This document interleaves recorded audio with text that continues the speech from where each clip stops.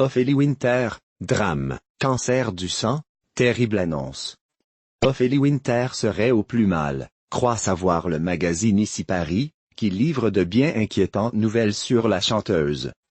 Elle est supposée aux prises avec un cancer. Décidément, le destin s'acharne durement sur la chanteuse SDF, qui se dit désormais abandonnée, rapporte l'hebdomadaire dans son numéro du 9 octobre. La chanteuse aurait annoncé un cancer du sang. Le 25 septembre tombait la mauvaise nouvelle. Alors qu'elle résidait dans un hôtel de fortune, Ophélie a été sommée d'en partir, et de bouger sa Smart qui allait être enlevée par la fourrière. La chanteuse de 45 ans était en pleurs, totalement désemparée. Elle est à bout, elle n'en peut plus des galères, et surtout elle se demande où dormir ce soirée. Et au détour de son long article, une terrifiante nouvelle a été évoquée, et relatée déjà dans Closer. Des commerçants racontaient l'avoir vue déambuler, terrifiée, évoquant une grave et incurable maladie, un cancer du sang, dont elle se serait condamnée.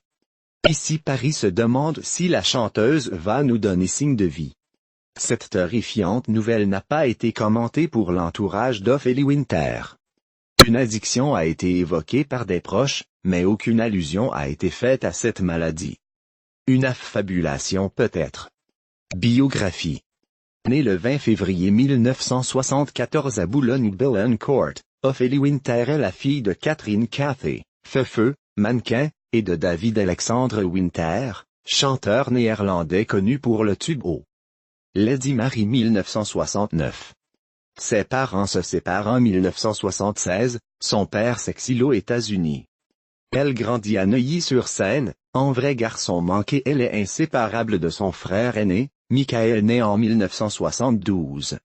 À 6 ans, elle monte sur scène pour la première fois et enregistre son premier 45 tours en 1984, la chanson des klaxons. Après un deuxième titre, Poil de carotte, en 1987, au succès mitigé, elle fréquente le lycée Saint-James de Neuilly. Mais dès 1991 elle délaisse ses études pour suivre les pas de sa mère et se lance dans le mannequinat. Cantonnée aux photos de mannequins lingerie, elle décide alors de reprendre contact avec des producteurs pour renouer avec la chanson. En 1993, elle rencontre le chanteur Prince, ensemble ils enregistrent à Minneapolis une reprise du tube The Most Beautiful Girl in the World. À l'automne 1994, la chaîne M6 propose à Ophélie Winter la présentation d'une émission musicale hebdomadaire, le Hit Machine. Propulsée animatrice star de la chaîne, elle cumule les émissions pendant 3 ans dans ce Machine Club, Coming Next, Ophélie Street, Ophélie Show. Elle profite de cette popularité pour sortir en 1995 le single Dieu m'a donné la foi qui devient le tube de son album Nos soucis. Vendu à 600 000 exemplaires et certifié disque de platine. Elle laisse à sa mère la gestion de ses affaires et crée avec elle une société de production, Vinaol. Curieuse de découvrir d'autres univers, elle fait une première apparition au cinéma en 1996 dans Hommes, Femme mode d'emploi de Claude Lelouch.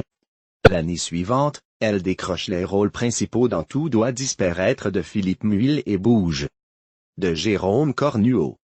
L'accueil de son deuxième album, Privacy, en 1998 est mitigé. Vendu à 275 000 exemplaires, les concerts et la tournée initialement prévus sont cependant annulés. Après l'échec en demi-teinte de son émission sur TF1, Ophélie Winter Show, en 2000, elle revient sur le grand écran avec Les jolies choses de Gilles Paquet-Brené 2001.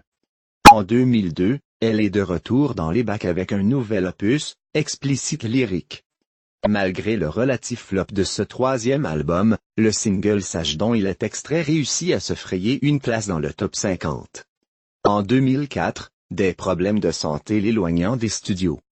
En septembre 2007, après quelques années d'absence du petit écran, Ophélie retrouve M6, chaîne avec laquelle elle a débuté, pour rejoindre le jury de la 4e saison de Popstar.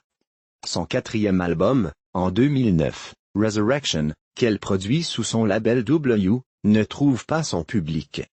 La chanteuse se fait plus rare depuis. En 2013, On la retrouve aux côtés de Thierry Lhermitte dans un épisode de la série Document Martin sur TF1. À la rentrée 2014, elle fait partie du casting de l'émission Danse avec les stars sur TF1. Côté vie privée, après une romance avec le chanteur Mxollar à la fin des années 90 et avec l'acteur Alain Chabat 2002-2003, elle reste aujourd'hui discrète sur ses amours. En octobre 2019, Rolf Rudolph de son vrai prénom Van Dalen révèle lors d'une interview qu'il a partagé la vie de la chanteuse pendant 4 ans.